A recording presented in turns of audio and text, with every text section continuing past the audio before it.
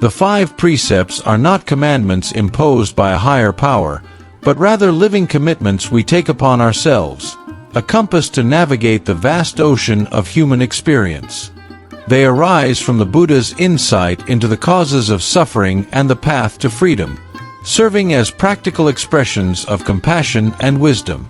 Instead of rigid rules, they are like seeds planted in the soil of mindfulness. As we nurture them, they grow into qualities that bring harmony within ourselves and the world around us. To walk this path is to become aware of the intricate web of life, where every thought, word, and action creates ripples that extend far beyond what we can see. The precepts invite us to pause before we act, to ask, will this bring harm or will it bring peace? They do not demand perfection.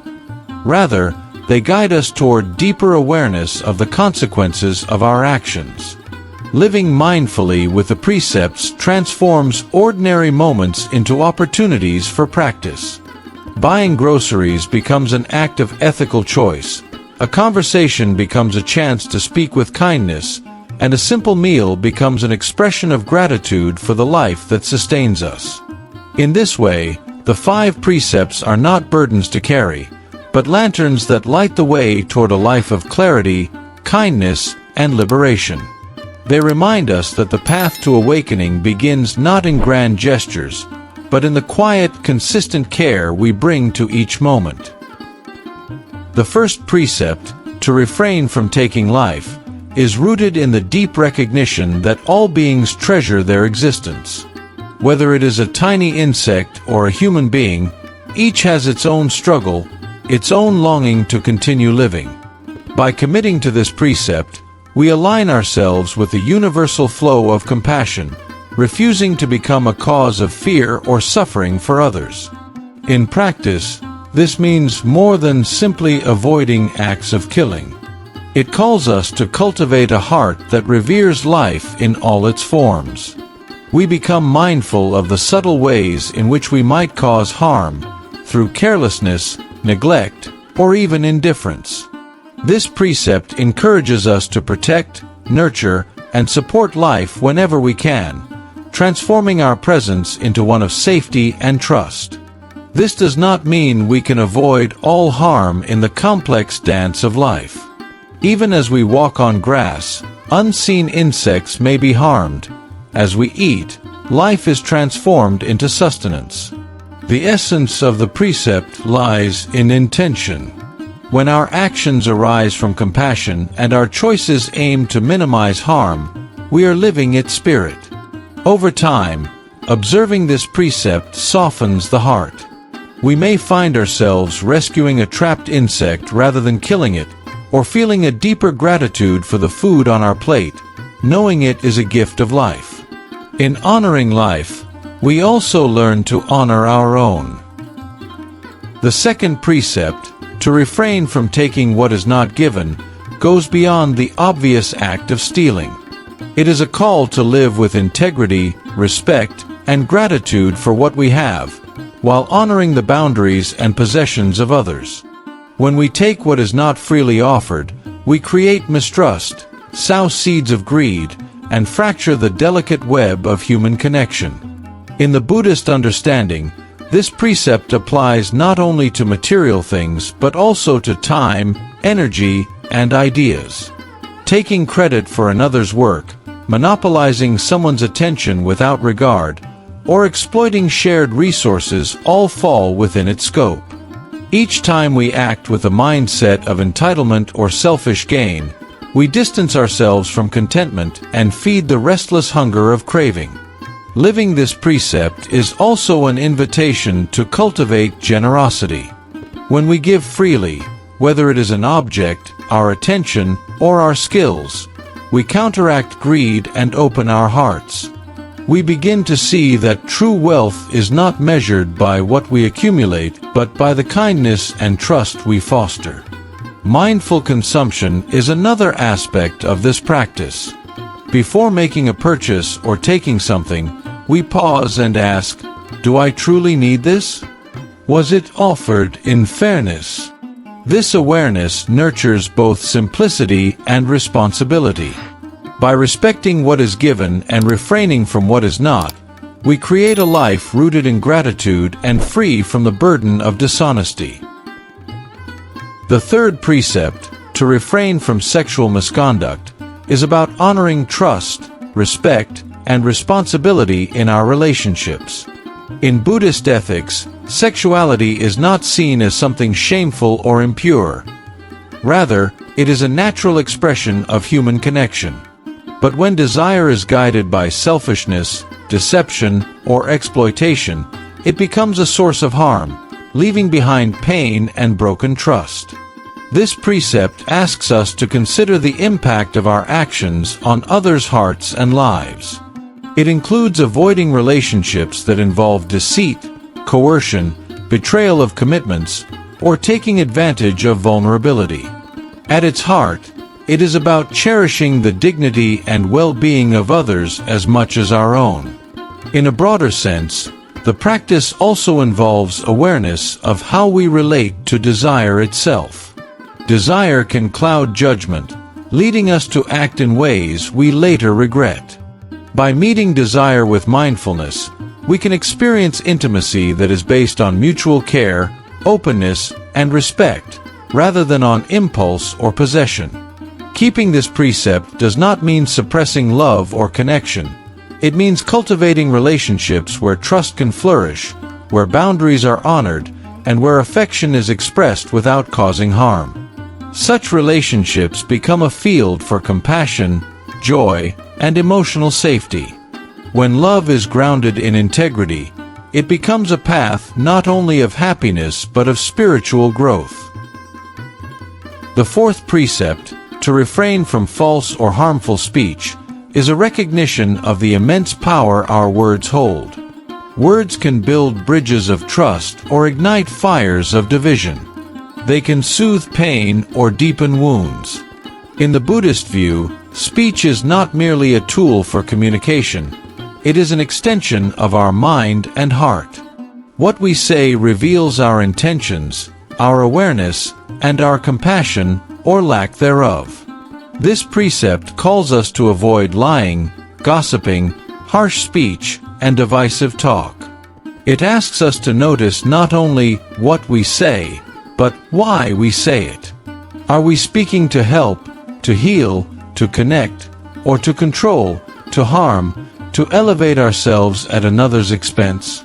Even a truth can be used as a weapon if delivered without care.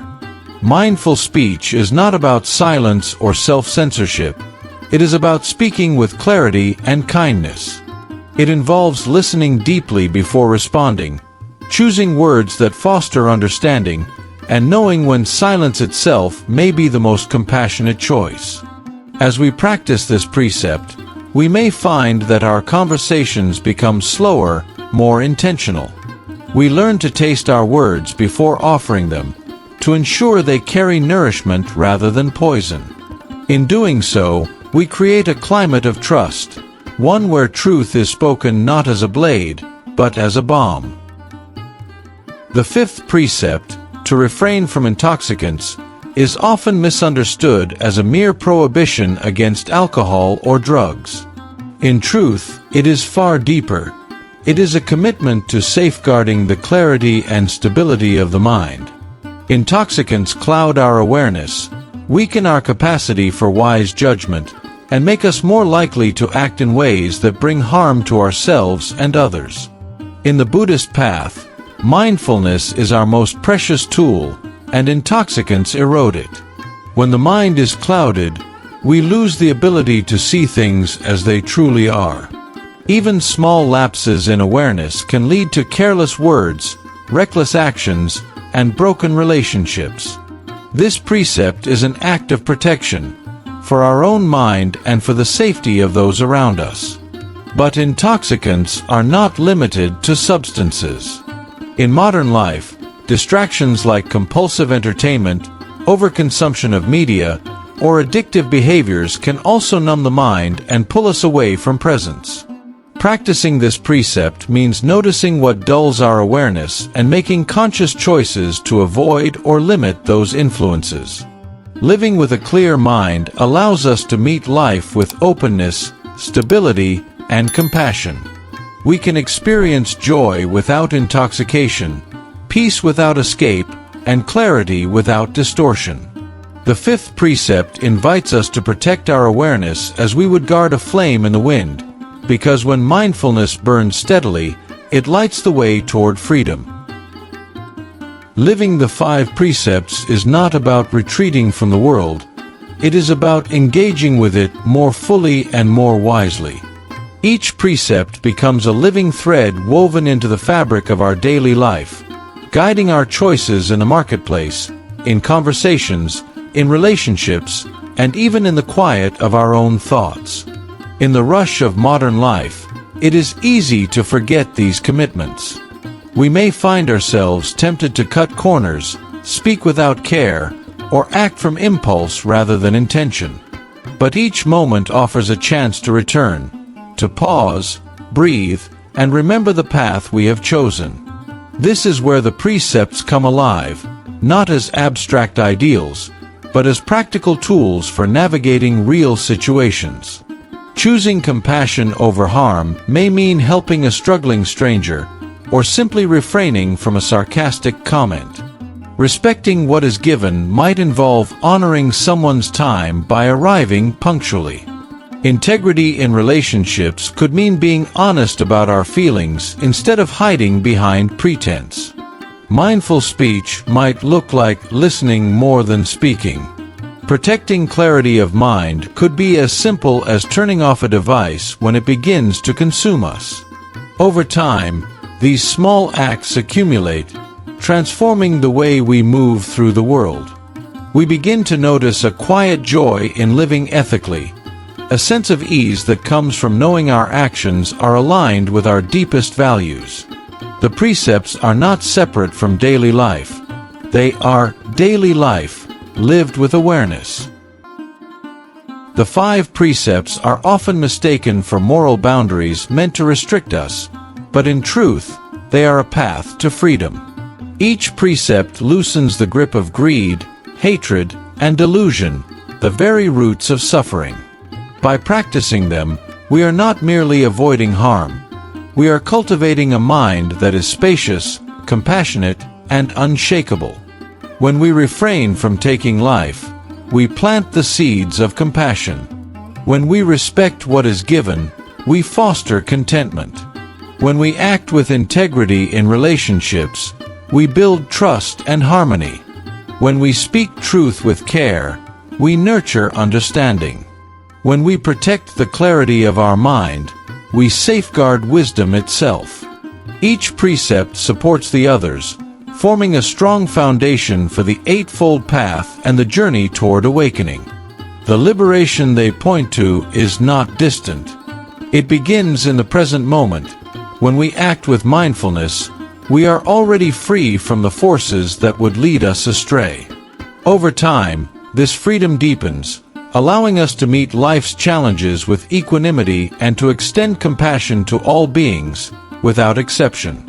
The five precepts are not the end of the path, but they prepare the ground for deeper meditation, insight, and ultimately, enlightenment. In living them, we discover that ethical conduct is not a burden. It is the taste of peace itself, here and now.